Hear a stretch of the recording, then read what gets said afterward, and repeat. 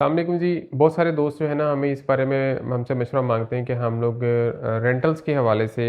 काम करना चाहते हैं कि हम अपनी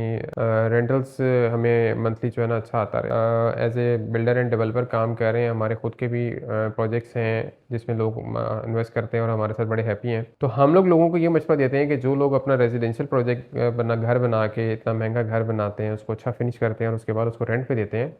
तो उसके रेंटल पे जो हमारे पास किराएदार होते हैं, बहुत सारे लोग हैं, बहुत अच्छा ट्रीट करते हैं उस घर के साथ। लेकिन काफ़ी सारे दोस्त जो हैं उसको उन घरों को सही तरह से नहीं रख पाते, उन घरों में मसाइल आते हैं। अब हर बंदे का एक लिविंग स्टाइल अलग होता है। जो घर उन्होंने लिया हुआ होता है क्योंकि उनकी प्रॉपर्टी नहीं होती, तो इसलिए उन प्रॉपर्टी के साथ वो लोग उस तरह से ट्रीट नहीं करते जो कि बंदा एक ऐसी अपनी एक चीज़ के साथ ट्रीट कर रहा होता है। तो घरों में ये आए दिन ये रोज़ मसाइल रहते हैं। फिर जितना जिस भाई ने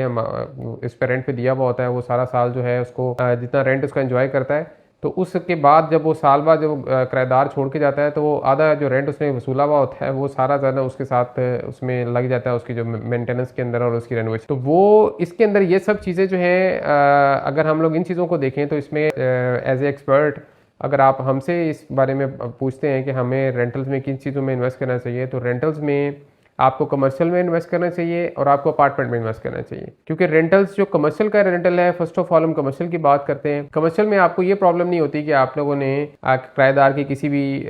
कंप्लेन को रिजॉल्व करना है या ऐसे कोई भी ऐसी चीज़ है। जैसे घरों में हम लोग किराएदार को अगर एक टैप भी खराब है तो आपने उसको वो कंप्लेन कर रहा होता है और आप उसको ठीक करते हैं। लेकिन आपको कमर्शियल्स के अंदर ऐसा कोई ऐसी कंप्लेन नहीं। कमर्शियल प्रॉपर्टी जो बाय करता है वो सिर्फ एक आपका नॉर्मली जैसे शॉप होती है, शॉप एक हॉल है, हॉल की सूरत में उसके अंदर, और इसके अलावा कोई ऐसी चीज़ नहीं है जो ख़राब होने वाली है या उसमें कोई प्रॉब्लम आ सकता है। कमर्शियल प्रॉपर्टी में ज़्यादातर जो किराएदार है वो खुद ही उसमें इन्वेस्ट कर रहा होता है, उसमें कोई प्रॉब्लम आती है उसको खुद से देख रहा होता है और हर चीज़ को रिजॉल्व कर रहा होता है। तो कमर्शियल प्रॉपर्टी में आप अगर 2 साल 3 साल अपनी प्रॉपर्टी की तरफ नहीं भी जाते तो आपको उसमें ये प्रॉब्लम नहीं है कि आपकी प्रॉपर्टी में कुछ ऐसा डैमेज हो जाएगा जिससे आपको कोई ऐसा प्रॉब्लम है बाद में फेस करना पड़ेगा। तो ये इसलिए बेस्ट सोल्यूशन ये है कि अगर आप एक घर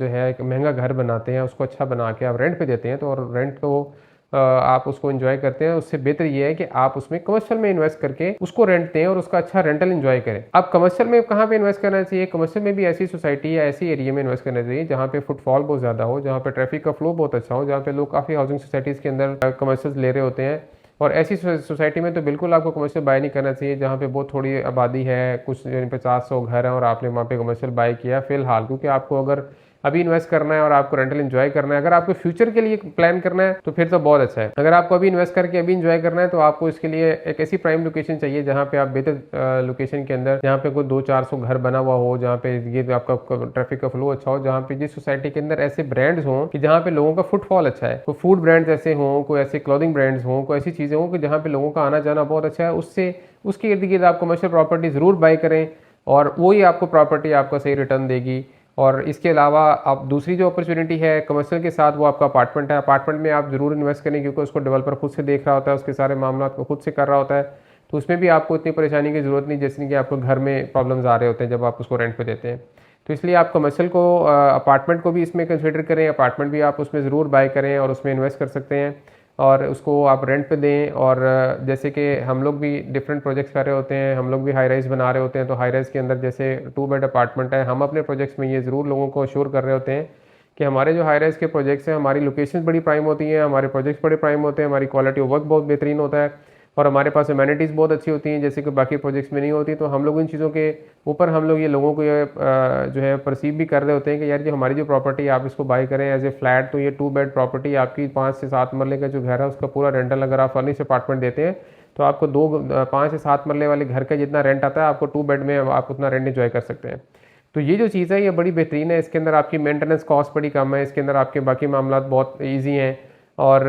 आपको इसमें परेशानी की बिल्कुल ज़रूरत नहीं है। तो ये सब चीज़ें जो हैं वो डेवलपर के एंड पे होती हैं, डेवलपर उसको देख रहा होता है और उसको एक नॉमिनल चार्ज कर रहा होता है। तो ये जो सब चीज़ें इन्वेस्टमेंट के हवाले से, रेंटल इन्वेस्टमेंट के हवाले से, तो ये इस 2 बेस्ट सोल्यूशंस के अलावा मैं ये समझता हूँ, ये मेरी अपनी ज़ाती राय है कि इसके अलावा और कोई सोल्यूशन नहीं है कि हम लोग इन 2 एसेट्स के अलावा हम किसी में इन्वेस्ट करें और हमें एक अच्छा रेंटल आए।